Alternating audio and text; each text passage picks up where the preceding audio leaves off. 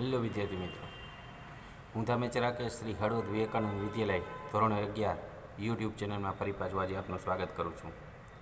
ગઈકાલે જે આપણે સ્ટોરી વિશે ભણ્યા, જેમાં હતું બ્રાહ્મીણ એન્ડ ધ કોબ્રા.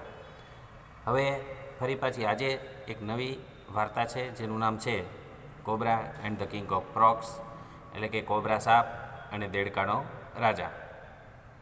તો આ વાર્તામાં શું છે એ સમજવા માટે આપણે આગળ જઈએ.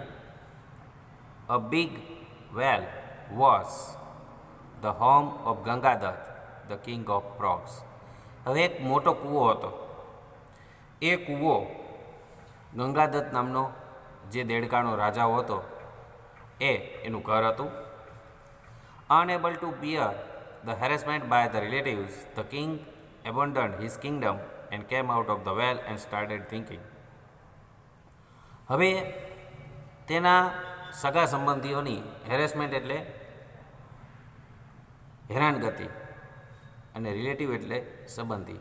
હવે તેના સંબંધીઓની હેરાનગતિ તેનાથી સહન થતી ન હતી, તેથી આ દેડકાનો રાજા છે એબોન્ડન્ટ હિઝ કિંગડમ, એની રાજધાની છોડી દે છે, એટલે કે કૂવો છોડી દે છે અને came out of the will, એટલે આ જે કૂવો છે તેની બહાર આવે છે અને સ્ટાર્ટેડ થિંકિંગ, અને વિચારવા લાગે છે. Deeply lost in such thought, કે આ બધા વિચારની અંદર ખૂબ તે ડૂબી જાય છે અને કહે છે, વિચારે છે. The frog king saw a big cobra entering a burrow of a tree and thought. હવે વિચારતા વિચારતા એક વિશાળ કોબરા સાપ છે એને વૃક્ષના દરની અંદર જાતા જુએ છે અને વિચાર કરવા લાગે છે. We must set an enemy to fight an enemy, કે આપણે જો આપણા દુશ્મનને મારવો હોય તો એક દુશ્મન ઊભો કરવો પડે.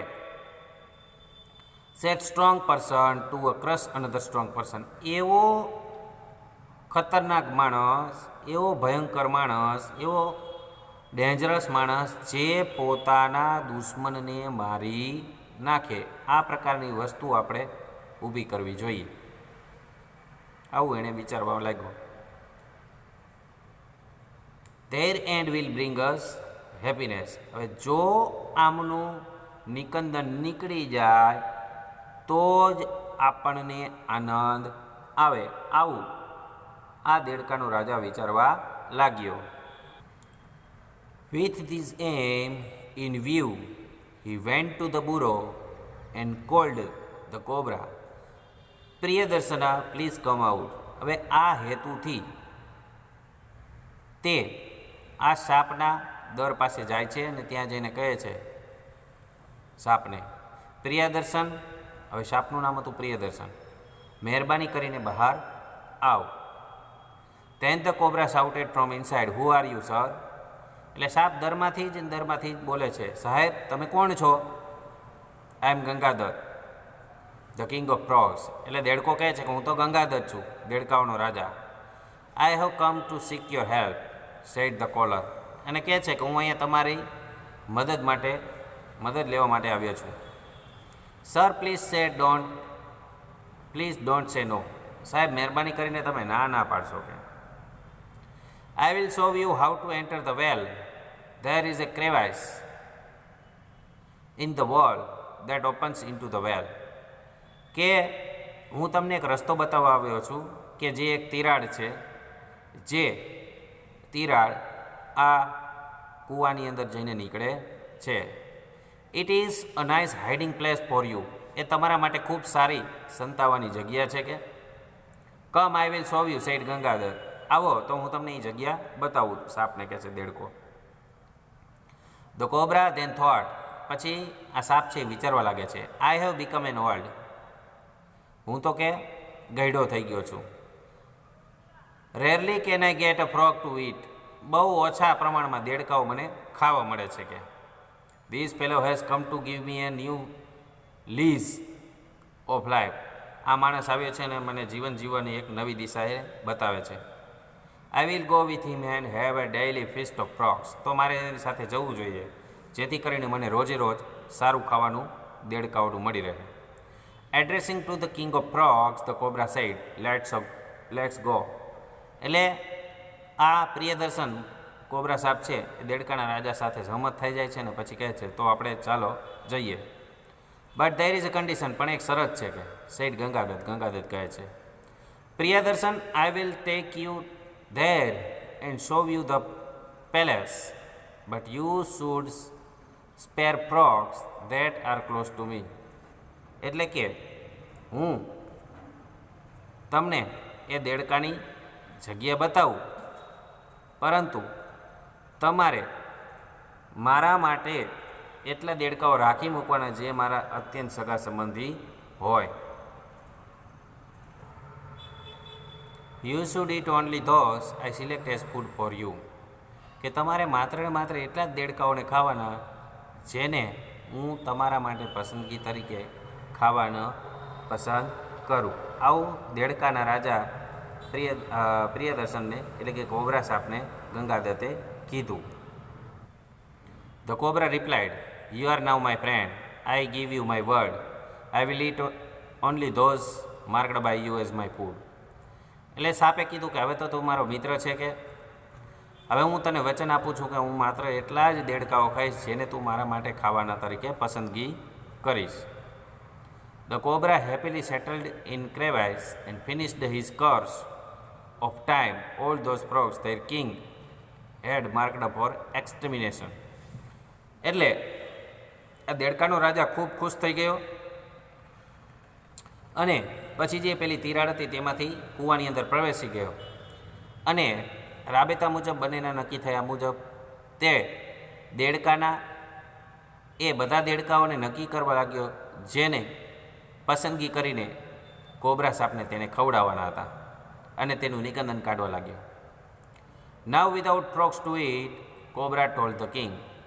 હવે ધીમે ધીમે કરતાં લગભગ બધા જ દેડકાઓ સાપ ખાઈ ગયો પછી હવે કૂવાની અંદર કોઈ પણ પ્રકારના દેડકાઓ રહ્યા નહીં. એટલે સાપે દેડકાને કીધું, I have destroyed all your enemies. મેં તો તારા બધા જ દુશ્મનોને સાફ કરી નાખ્યા છે. Now show me the prey for food. હવે તું મને ખાવાનું બતાવ.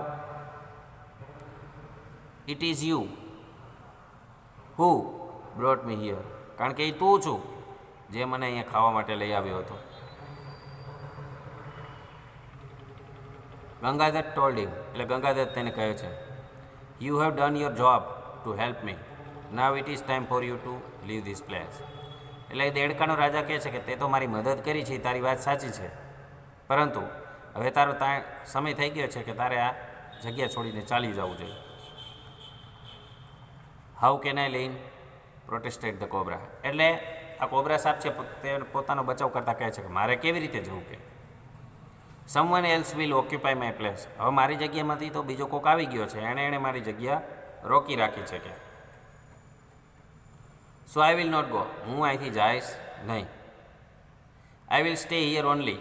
હું તો માત્ર અહીંયા રહીશ. કે you offer me one frog every day from your circle of relative. તારે તારા સગા સંબંધીમાંથી મને રોજ એક દેડકો ખાવા માટે આપવાનો છે. He had to follow. આવું તારે અનુસરવું પડશે. The wicked cobra swallowed all the frogs one day. ધીમે ધીમે તેના સગા સંબંધીઓને પણ આ જે લૂચો કોબરા સાપ હતો એ બધા જ સગા સંબંધીઓને પણ ખાઈ ગયો. One day it was the turn of Yamunadatta. હવે એક દિવસ યમુનાદત્તનો વારો આવ્યો. The son of king frogs, જે દેડકાનો દીકરો હતો એનો વારો આવ્યો. The king cried bitterly over the loss of his son. એટલે દેડકો પોતાના દીકરાના દુઃખમાં જોર જોરથી રડવા લાગ્યો. His wife then told him that there was no point of him crying over the past, that he should immediately leave the place and took for ways to end the